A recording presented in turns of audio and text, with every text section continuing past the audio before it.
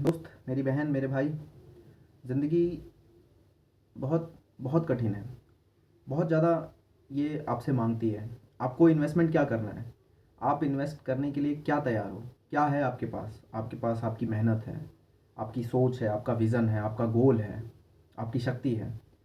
जितनी भी चीज़ें मैंने आपको बोली, इन सभी चीज़ों का आप आज से उपयोग करोगे। आप खाली नहीं बैठे रहोगे। कोई बात नहीं, टेंशन, डिप्रेशन, एंजाइटी, कोई बात नहीं। अपने अंदर की शक्ति को पहचानो, याद करो कि तुम आलसी व्यक्ति नहीं हो, तुम लापरवाह नहीं हो। तुम्हारा मन नहीं कर रहा है पढ़ने का, तुम्हारा मन नहीं कर रहा है सुबह उठने का, तुम्हारा मन नहीं कर रहा है दौड़ लगाने का। तुम चाहते तो हो कि तुम रेलवे में नौकरी करो, तुम बैंक में नौकरी करो, तुम बीसीएस निकालो, तुम अधिकारी बनो, तुम चाहते तो हो। लेकिन जब तुम सोचते हो कि अरे यार इतना पढ़ना पड़ेगा, वहीं पे तुम्हारा लूज पॉइंट शुरू हो जाता है। तुम ख़त्म हो जाते हो अंदर से।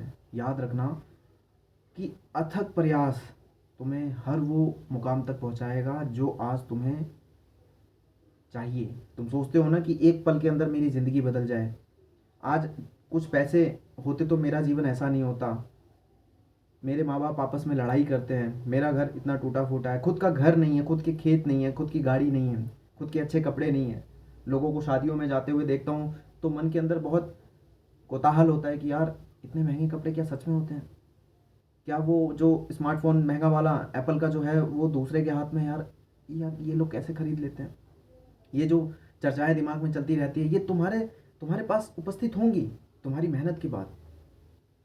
तुम किसी और को देख रहे हो, अच्छे कपड़े, अच्छा घर, अच्छी गाड़ी, देखो, लेकिन उसको हावी मत होने दो। तुम जैसे हो वैसे ही अपने आप को एक्सेप्ट करो। नए कपड़े की ज़रूरत नहीं है। नई विचारधारा, नई सोच, नई उमंग के साथ तुम्हें खड़ा होना पड़ेगा, तुम्हें उठना पड़ेगा, नींद से जागना पड़ेगा। अगर तुम आज इस वक्त अपने सपने के बारे में सोचते हुए तुम जाग गए, तो मैं कहता हूँ कि आने वाले 6 महीने, 8 महीने, 10 महीने बाद तुम इस बेरोज़गारी के दलदल से निकल के और टाटा बाय बाय कर दोगे इस फालतू की ज़िंदगी को और एक नई ज़िंदगी में आ जाओगे। वट एवर, तुम लड़की हो, लड़का हो, कुछ भी हो, तुम अपनी ज़िंदगी को अपने हाथों से बना सकती हो, बना सकते हो। सपोज दैट तुम उत्तर प्रदेश में रहती हो, तुम यूपी में रहते हो, कहीं बनारस में, लखनऊ में, कानपुर में, तुम बिहार में रहते हो, तुम दिल्ली में, कहीं भी रहते हो, कहीं भी तुम्हारे पास अपना खुद की कोई वैल्यू नहीं है, कोई ज़मीन नहीं है, कोई नौकरी नहीं है, कोई सिद्धांत, कोई कोई बैंक बैलेंस नहीं है, तो तुम्हें कोई वैल्यू नहीं देगा। और तुम उस वैल्यू को चाहते हो कि मुझे भी वैल्यू मिले। तुम चाहते हो तुम महंगा वो स्मार्टफोन चलाओ, वो एप्पल वाला, तुम चाहते हो कि लोग तुम्हें पूछें, तुम चाहते हो तुम भी नए नए कपड़े पहने, तो तुम चाहत क्यों कर रहे हो? तुम उस चाहत को कन्वर्ट करो मेहनत में। गर्मी हो, सर्दी हो, बरसात हो, जब तुम अपने गोल के प्रति दृढ़ संकल्प लेके एकदम अड़िग हो जाओगे, एक योद्धा की तरह लड़ जाओगे, तब तुम्हारे पास वो चीज़ आएगी। तुम दुख तकलीफ में इसलिए हो कि ये कन्फर्म है कि भगवान तुमसे 100% मेहनत करवाना चाहता है, और तुम सोशल मीडिया की ज़िंदगी में, मोबाइल फ़ोन की ज़िंदगी में, दिखावे की ज़िंदगी में ये देख रहे हो कि सामने वाला व्यक्ति तो इतनी मेहनत किया ही नहीं, स्ट्रगल तो था ही नहीं इसके जीवन में, फिर भी इनका जीवन इतना अच्छा है, मुझे भी चाहिए। तुम उस दिखावे के जीवन को दिखाने के लिए अपने व्हाट्सएप पे अच्छे अच्छे प्रोफाइल फ़ोटो लगाने शुरू कर देते हो, स्टेटस लगाना शुरू कर देते हो। What is this? ये क्या है?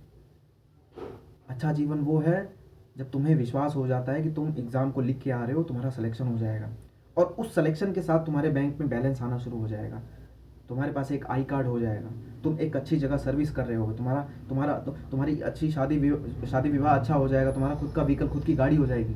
वो होता है अच्छा जीवन। लेकिन उस अच्छे जीवन को अपनाने वाले लोगों की बहुत कमी है।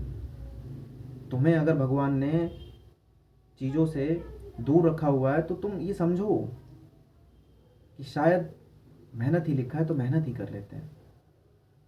तुम आज तक हर एग्ज़ाम में फेल हुए, तुम्हारा सिलेबस अभी तक ख़त्म नहीं हुआ, तुम्हें हर विषय से डर लगता है, तो हो सकता है तुम इसीलिए बने हो। लेकिन तुम अपने आप को चेंज तो कर सकते हो। कौन सी ऐसी चीज़ नहीं है कि जो तुम नहीं कर सकते? तुम क्या किताब नहीं पढ़ सकते? तुम कॉपी को लेके कलम से लिख नहीं सकते? तुम्हें हिंदी पढ़ने नहीं आता? तुम्हें संख्याओं का ज्ञान नहीं है?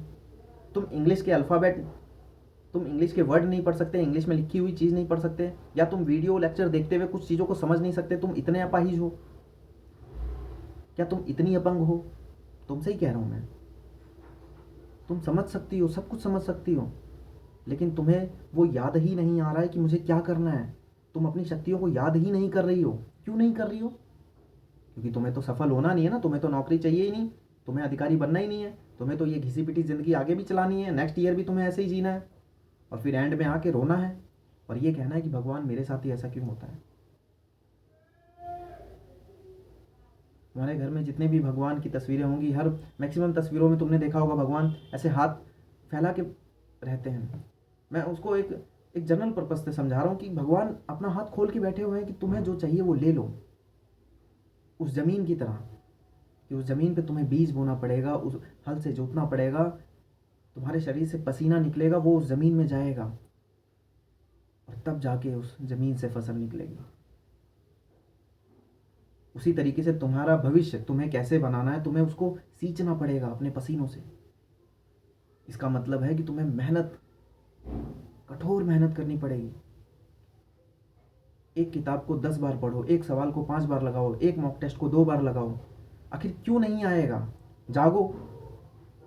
ग्रामीण बैंक की वैकेंसी आने वाली है, पीसीएस की वैकेंसी आने वाली है, रेलवे ग्रुप डी का एग्ज़ाम लगने वाला है, अंडर ग्रेजुएट एनटीपीसी का एग्ज़ाम लगने वाला है, यूपी पुलिस कांस्टेबल की भर्ती आने वाली है।